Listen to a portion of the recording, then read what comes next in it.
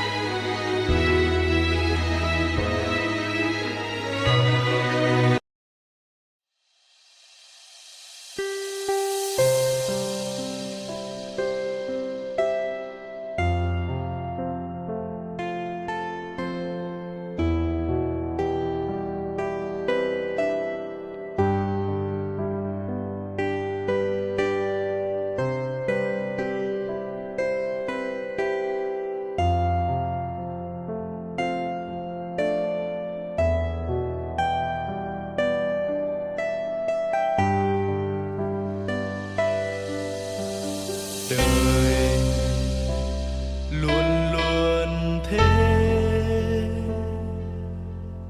hãy sống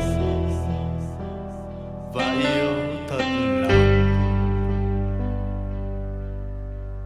Có ai biết trước ngày mai như thế nào, hãy cứ trân trọng xung quanh ta. Cười lên, ngày mai đã đến.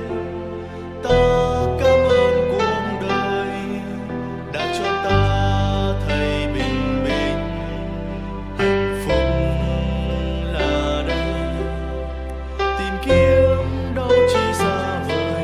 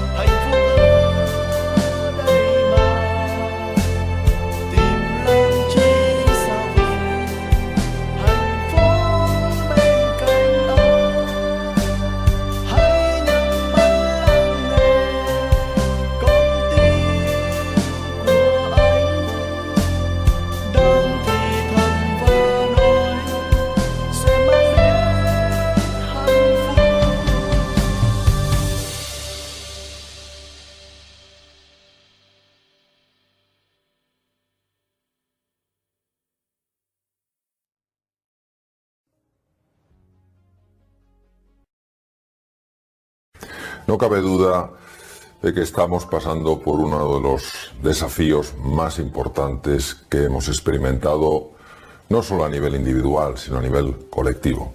Vamos a ver hasta qué punto la heroicidad es una llamada a amar eso que es, cuando no es nada fácil amarlo, cuando nos encontramos con dificultades, cuando nos encontramos con grandes obstáculos, cuando nos encontramos en medio de una tempestad. Carl Gustav Jung sabía que había dimensiones más profundas, dimensiones más amplias en la realidad. Y tiene algunas frases que son realmente notables, y una de ellas es: lo que se resiste, persiste. Es decir, cuando nosotros luchamos contra algo, curiosamente, lejos de reducir la fuerza del oponente, la estamos aumentando. Entonces, lo que se resiste, persiste, y lo que se abraza, se desvanece. Este es el primer punto que os quiero decir, porque en medio de la prueba, cuando tenemos dificultades de salud, dificultades económicas, dificultades de relación, muchas veces tendemos a resistirnos, a enfrentarnos a eso, a intentar someterlo para que desaparezca en nuestras vidas. Y si seguimos un poco la guía de Jung, esto es un error en el que no tenemos que caer, porque lo que se resiste, persiste. Cuanto más pelees contra eso, más lo vas a reforzar. Pero no solamente desde el campo de la psiquiatría nos alertan sobre eso, sino desde el campo de la biología, de la fisiología. Uno de los más grandes fisiólogos, biólogos que el mundo ha conocido, el profesor austriaco Hans Selye, también nos alerta sobre este peligro. Y también nos aporta una maravillosa solución. Adoptando la actitud adecuada, actitud quiere decir cómo me relaciono con una determinada realidad, puedo convertir el estrés negativo, este que me anula, este que me bloquea, y que él personalmente bautizó como distrés, en un estrés positivo, que él llamó eustrés, esa fuerza, esa energía que necesito en momentos de dificultad. Hoy sabemos que la parte anterior del cerebro, que corresponde a lo que coloquialmente se llama el cerebro ejecutivo, cuando una persona se está resistiendo, se está enfrentando a la prueba porque es dolorosa, porque es incómoda, porque está llena de incertidumbre, la parte del cerebro que precisamente nos tiene que ofrecer nuevas opciones, nuevas salidas, la parte del cerebro que invita a la creatividad, a que emerja, a ese espíritu emprendedor, a que se ponga en marcha, esa parte funciona mucho peor. Por eso, ojo con enfrentarnos a la prueba como quien quiere dominarla, como quien quiere someterla. Hay una persona que ha influido mucho en mi vida, el profesor Joseph Campbell, norteamericano, vivió en Nueva York, y tiene también otra frase que no tiene desperdicio. Esa cueva que tú temes, en el fondo, lo que contiene es el tesoro que tú buscas. ¿Qué nos dice Joseph Campbell? Joseph Campbell, el gran experto en mitología, nos dice que para poder salir hay que entrar. Es decir, que más allá del dolor, más allá de la prueba, más allá del sufrimiento, lo que hay es el crecimiento, la evolución, la transformación. Es decir, si nosotros, porque la cueva nos da miedo, porque la cueva implica dolor, implica oscuridad, implica confusión, rechazamos entrar en esa cueva, no vamos a poder crecer, no vamos a poder evolucionar. Entonces, esto tal vez en los momentos de más dificultad, en momentos en los que muchos de vosotros estaréis pasando o estamos pasando, puede ser una guía muy interesante. Es decir, si yo aguanto sin enfrentarme, sin resistirme, si abrazo la prueba, aunque sea dolorosa, aunque sea difícil, yo voy a poder experimentar un crecimiento, una evolución, una mejora. Es decir, como ser humano voy a ir desplegando poco a poco mi verdadero potencial, y esto es clave cuando se está avanzando en el camino hacia la plenitud. Y cómo no, yo tengo que citar a mi héroe particular, al profesor Santiago Ramón y Cajal, nuestro premio Nobel de Medicina en 1906. Cajal fue un adelantado a su época, es decir, Cajal, quiero que os imaginéis la tecnología que había en aquella época. Cualquiera que haya visto el microscopio de Santiago Ramón y Cajal y lo compare con los microscopios actuales, es como comparar un hacha de piedra de hace 1 millón de años con las armas que hay hoy en día. Es decir, son mundos completamente separados, completamente aparte. Y sin embargo, Cajal tenía tal intuición, tal conocimiento profundo de ciertas dimensiones de la realidad, que él intuyó algo que hoy en día se ha demostrado biológicamente, que es la neuroplasticidad, la capacidad de formar nuevos circuitos neuronales, nuevas conexiones entre las neuronas, lo cual nos permite que podamos desarrollar nuevas capacidades.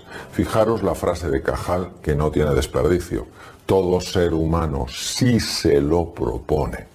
Hay que estudiar un poco la vida de Cajal para entender a qué se refiere cuando dice si se lo propone. Él está hablando de si está comprometido de verdad, si de verdad se deja la piel en el intento, si cada día sale a buscar la oportunidad con la misma ilusión. De eso habla Cajal cuando habla de se lo propone. Todo ser humano, si se lo propone, puede ser escultor de su propio cerebro. Fijaros, nosotros sabemos hoy en día que las áreas más anteriores del cerebro, las áreas prefrontales que conforman lo que se conoce como cerebro ejecutivo, que lo he comentado anteriormente, son áreas muy plásticas, en el sentido de que cuando una persona verdaderamente tiene ilusión por conseguir las cosas, por salir adelante, se esfuerza una y otra vez a pesar de las dificultades, se forman nuevas conexiones. Hay un aumento en la producción de dopamina, un aumento en la producción de noradrenalina, que hacen que estemos más espabilados, más alertas, y además se liberan ciertas sustancias llamadas neurotrofinas que favorecen que esas áreas cerebrales establezcan nuevas conexiones.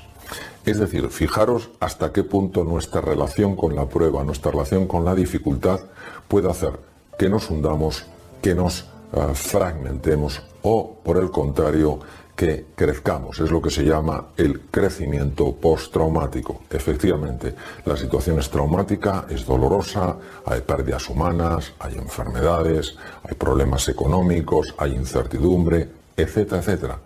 Pero no todo ha de ser ese dolor. Ha de quedar algo de más valor, y eso de más valor es el crecimiento, es la evolución, el crecimiento postraumático. Cuando uno se va a la física teórica y lee un poco los comentarios de físicos de la talla de Albert Einstein, llama la atención algo que ellos describen como si lo hubieran visto con sus propios ojos. Habla Einstein con tanta vehemencia, con tanta claridad en muchos de sus comentarios. La separación entre el mundo interior y el mundo exterior es una ilusión, es decir, lo que está sucediendo dentro de ti está afectando a lo que pasa fuera de ti. No solo él, otros grandes pensadores, desde la Grecia clásica hasta épocas mucho más modernas, ya hablan de eso, ya hablan de que de alguna manera tu estado de ánimo, la ilusión que le pongas en las cosas, la confianza que pongas en juego, tiene la capacidad de mover cosas que aparentemente están fuera de ti. ¿Por qué? Pues por lo que dice Einstein, porque el mundo interior y el mundo exterior están conectados a un nivel suprasensorial, es decir, nuestros sentidos no son capaces de entender esa conexión, lo mismo que si yo miro dos árboles en una pradera que están separados, pues no me doy cuenta que a nivel profundo, a nivel de las raíces, pueden estar perfectamente conectados.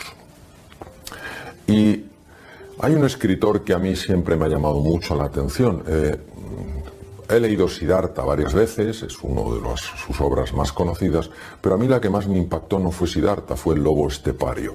Me parece que es un hombre que conoce muy bien determinadas dimensiones del ser humano. Hermann Hesse gana el Premio Nobel de Literatura el año siguiente del final de la Segunda Guerra Mundial, en 1946, y él dice algo que yo creo que tiene que resonar profundamente en nuestro interior. Para que surja lo posible hay que intentar una y otra vez lo imposible. Es decir, uno nunca va a saber si puede conseguir algo, si puede lograr algo, hasta que no lo intenta una y otra vez, a pesar de que parezca imposible. Entonces, unos puntos finales, de alguna manera, para resumir lo que hemos visto. Primero, evitemos tomar la posición de una víctima. La víctima es la que se siente incapaz de hacer nada ante lo que le pasa, que se siente incapaz de dar un paso adelante, de tomar una acción, de tomar una decisión, cree que todo depende de las circunstancias. No hagamos esto porque es dañino incluso para la salud. Segundo, pongamos nuestro foco en lo que queremos, no en evitar lo que tememos. Es mucho más fácil intentar rechazar eso que no nos gusta en lugar de buscar eso que queremos. Y la diferencia es que cuando ponemos el foco en evitar eso que tememos, el tipo de energía es un tipo de energía que no ayuda. Mientras que cuando ponemos nuestra energía en aquello que queremos, esa energía es la energía de la ilusión, es la energía del entusiasmo, es la energía de la pasión. Recordemos que la imaginación tiene en sí la capacidad de crear, es decir, no utilicemos nuestra imaginación y el poder de la visualización para proyectar escenarios catastrofistas cuando eso son puras elucubraciones mentales. Me comentaba un estudiante en una ocasión que había proyectado en su mente que si fallaba ese examen, que se suspendía toda su vida, se arruinaba, y que eso lo había bloqueado, que en el momento en el que se dio cuenta de que eso era una pura proyección mental, en ese momento empezó a rendir muchísimo más y por supuesto sacó el examen. Utilicemos un lenguaje que nos ayude, no un lenguaje que nos anule. Es que no lleva a ningún sitio. Hay que, sí lleva a muchos sitios. ¿Por qué me pasa esto a mí y no lleva a ningún sitio?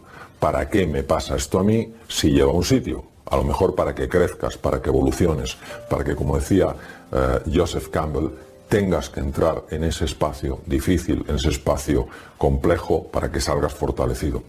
Abrámonos a la posibilidad de que lo extraordinario pueda manifestarse en nuestra vida. Nos hemos acostumbrado a ser insensibles a lo extraordinario. Hay muchas cosas extraordinarias que no somos conscientes de ellas sencillamente porque nos hemos cerrado a que lo extraordinario pueda ocurrir en nuestra vida. Pues no, abrámonos a eso, a que lo extraordinario también pueda suceder en nuestra vida. Y es un momento, obviamente, de ayudarnos unos a otros, de apoyarnos unos a otros. Hay que dejar de lado la rivalidad. Las personas que están utilizando su mensaje, sus acciones, para separar, para destruir, no están ayudando a que nuestra sociedad mejore, a que nuestra sociedad salga fortalecida. Necesitamos mensajes reales, no que se diga una cosa y se haga la contraria, mensajes reales que inviten a la unión, que inviten a la cooperación, que inviten a la colaboración. Y ya para terminar, el camino del héroe es amar lo que es, aprender a conquistarse es la mayor de las conquistas. Más allá del dolor de la prueba, recordemos a Campbell, está el descubrimiento, el crecimiento interior, la mejora y la evolución personal. Lo que no acabamos de comprender con calado y con hondura es el poder que tiene la mente para gobernar nuestra vida. Y si no entiendes cómo opera tu mente, si no entiendes cómo tu mente puede ser condicionada, incluso manipulada, y no tienes esa decisión, yo voy a ser el capitán de mi vida, lo cual no quiere decir hacer nada absurdo, todo lo contrario, se trata de hacer cosas inteligentes que te traigan más salud, más bienestar, más prosperidad y más felicidad, no solo a tu vida, sino a la de tus seres queridos. Entonces vivimos atrapados en un espejismo sin ser conscientes de ello. Adam Smith, el gran economista, decía: el pez no sabe que está dentro del agua hasta que alguien le saca de ella. Vivimos dentro de el agua pensando que es lo único que hay, que solo hay recursos ahí, que solo hay posibilidades ahí. Entonces hasta que un pececillo asoma la cabeza y dice: anda, si hay más cosas, si puedo elegir. Los hábitos acaban determinando nuestro destino. Si quieres cambiar tu destino, tienes que cambiar tus hábitos. Cambiar un hábito no es nada fácil, porque está integrado incluso a nivel celular. O sea, no es una cosa solamente de cambiar una idea.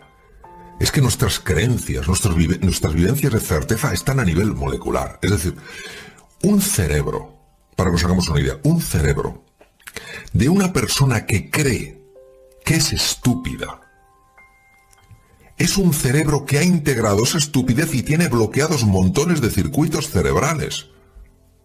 Aunque esa persona sea superinteligente, que lo es, seguro. Pues es el tremendo poder que tiene lo sutil en lo físico, el fondo en la forma. Cuando esa persona empieza a abrirse a que es mucho más que lo que ella cree que es, ese cerebro empieza a liberarse de la carga. Esto implica un hábito. ¿Qué he visto yo y cuál es la estrategia que publico y escribo? La única estrategia que yo he visto que funciona. Y mira que he dado vueltas. La primera es: tienes que ser consciente de lo que está en juego. Tienes que sentir algo que para mí hay dos palabras. Bueno, hay tres palabras de tremenda importancia. Y una de ellas, que es la que viene a cuento, es inspiración. Tienes que sentir la inspiración. La inspiración no es una idea bonita. La inspiración es el reconocimiento a nivel visceral de que hay algo en juego de extraordinaria importancia. Uno va a una conferencia y alguien dice, imagínate, es muy importante hacer ejercicio físico. Y tú dices, sí, voy a hacer ejercicio físico. Y tienes la idea de lo importante, pero no se ha movido en las entrañas. Me hablo de esa inspiración a nivel profunda, que la puedes obtener en una conversación con un amigo, en una película, leyendo un libro, escuchando a lo mejor un podcast, pero reconoces que es esa porque te conmueve. Una vez que tienes la inspiración, ¿por qué está importante la inspiración? Porque es la energía, es el carburante de tu coche. Si tú no tienes un carburante de calidad, ya me dirás tú dónde vas con ese coche. Segundo, tienes que tener una estrategia. La estrategia es clave. Una estrategia que sea sencilla. No decir, bueno, cuando tenga la cojo estrategia voy a darle vueltas. Que no. La estrategia son 4 cosas. Un mapa. No tienes que tener el mapa tridimensional, virtual, holográfico. Tienes que tener un mapita. Y luego, entrenamiento. ¿Por qué? Porque el mapa te da una orientación, pero tú donde te vas a mover no es en el mapa, es en el territorio. Y el territorio lo que te va a dar es el conocimiento profundo de las cosas. El mapa te da una orientación para que no vayas tan perdido, pero lo que verdaderamente te va a amueblar por dentro, te va a reinventar por dentro, es caminar por el territorio, es decir, la acción. Entonces, si tú tienes tu gasolina, tienes tu pequeño mapa de carreteras, tú ya te vas moviendo y aprendiendo el arte de la conducción. ¿Qué queremos? Queremos cambiar hábitos sin esfuerzo. Queremos cambiar hábitos. A mí no me interesa que me diga qué es lo que quiero, porque a mí dígame cómo lo hago. Pero si usted no tiene un qué y un por qué, todo cómo le sobra. Es como esa cita que es: quien no tiene un puerto a dónde ir, ninguna dirección es favorable, o algo así. Entonces, si no tenemos una inspiración, una visión, algo ilusionante, si no tenemos una estrategia, aunque sea sencilla, para ponernos en marcha, si lo que te permite el mapa es ponerte en marcha, pues si no tienes un mapa, la sensación de estar perdido es tan angustiosa que te bloqueas. Tienes un mapa, y entonces, como todo ser humano es inteligente y capaz de aprender, tú vas encontrando los recursos a medida que caminas. Los recursos no aparecen si no caminas. La estrategia lo que te da es la claridad de que hay un camino que se puede hacer. Es decir, no es un montón de fuegos artificiales, no, hay un plan que se puede seguir, un plan que tú ves que es accesible. No tiene que ser increíblemente sofisticado, ambicioso, accesible. Pero no esperes la motivación de la estrategia. Por eso cuando alguien me pregunta cómo hago esto, me está pidiendo la estrategia. Si no tiene un qué y un por qué, ningún mapa vale. Ninguno. Porque a nosotros lo que nos interesa son activar lo que yo llamo los 3 superpoderes. Es poderes que tiene el ser humano en su interior, pero que no se activan sin la inspiración en primer lugar. Entonces, ¿qué es lo que ocurre? Personas que tienen proyectos dicen, ¿dónde encuentro la inspiración? Vamos a ver, la inspiración la tienes dentro de ti. Es pararte delante de una mesa, o con una mesa y con un folio y decir, vamos a ver, ¿qué quiero yo cambiar radicalmente de mi vida? ¿Cómo puedo llevar mi vida al siguiente nivel? Estoy angustiado porque no gano suficiente dinero y voy siempre con el agua al cuello. Entonces, tienes entonces, una vez que has definido, es que no tengo energía, no tengo vitalidad, voy arrastrando el cuerpo, no sé qué tal cual. Entonces, si en mi vida hubiera más ilusión, más energía, más entusiasmo, si mi cuerpo me transmitiera otro mensaje, entonces mi vida cambiaría radicalmente. soy súper tímida, me cuesta hablar con otras personas, me cuesta tal. Si tuviera más arrojo, si tuviera más audacia, si tuviera más valentía, mi vida cambiaría radicalmente. Entonces, ya estás viendo aquello que cambiaría radicalmente tu vida. Esto no es, a ver, ¿qué mejoraría un poco mi vida? Es, ¿qué cambio radical quieres hacer en tu vida? Aquí estamos jugando fuerte. Aquí no estamos jugando blandito. Estamos jugando fuerte y por lo tanto tenemos que tener un lenguaje fuerte. No, bueno, pues prueba un poquito por aquí. Eso no es un lenguaje fuerte, eso es un lenguaje milonguero, mediocre y no corresponde a ningún ser humano. Entonces, una vez que sabes lo que quieres, dices, ¿quién ha sido relevante en este campo? ¿Quién ha conseguido hacer pasta, que es lo que me interesa? Y empiezas a leer. Empiezas a intentar buscar gente que a lo mejor conozcas y que han hecho dinero y que tienen libertad financiera. Y dices, oye, me gustaría hablar contigo, te quiero invitar a comer. No tienes que invitarle a un restaurante de 2 o 3 estrellas, le invitas a un sitio sencillo y desde la humildad, no desde a ver qué me vas a decir a mi listillo, que en el fondo has tenido suerte en la vida, le preguntas sobre cómo ha hecho eso. Que alguien quiere resolver temas mucho más de equilibrio personal. ¿Quién es una referencia en el mundo en equilibrio personal? ¿Quién? Y empiezas a indagar por ahí. Entonces vas alimentando esa chispita hasta que sea un fuego que te encienda el alma. Ahora, ¿qué queremos? Que me llueva la inspiración. A ver si este me inspira. Pero por favor, vamos a ser serios. Vamos a ser serios. Porque el problema cuando no somos serios es que va a venir cualquier cantamañanas. Te va a vender cualquier cosa diciendo, con esto encontrarás la inspiración definitiva en tu vida y te lo vas a tragar. Vete a los que de verdad saben. Lee. No pierdas tanto tiempo viendo cosas que a lo mejor no aportan nada a tu vida. Lee, infórmate, pregunta. En el campo que quieres libertad financiera. ¿Quiénes son la gente que la ha conseguido? ¿Que quieres ser una persona más equilibrada? ¿Quién considero que está equilibrado? ¿Que quieres ser una persona que quiere montar algo extraordinario? ¿Qué está montando la gente extraordinaria? Y no pensar que el primero que habla diciéndote que tiene lo que tú buscas, realmente lo tiene. Porque muchas veces no es así. ¿Cómo nos sentimos? No depende de nosotros. Yo un día me levanto y me siento el rey del mundo. Y otro día me levanto y me siento el más mísero del mundo. Porque hay millones de dinámicas mentales que no entendemos. ¡Qué horror si nuestros sentimientos son los que están orientando nuestra vida! Tienen que ser nuestras decisiones. Es decir, yo me siento en este momento mal, imagínate que no es el caso, pero decido que voy a dar lo mejor de mí a pesar de cómo me siento. ¿Qué estoy mostrando? Que soy una persona libre. Somos seres humanos con dinámicas mentales complejas. Unos días sin saber por qué nos acostamos de cine y nos levantamos de pena, o nos acostamos de pena y nos levantamos de cine. Faltaría que eso vaya a controlar nuestras vidas. Pero ¿qué pasa? Que somos muy baguetes y nos gusta lo facilón. Nos gusta levantarnos y sentirnos bien.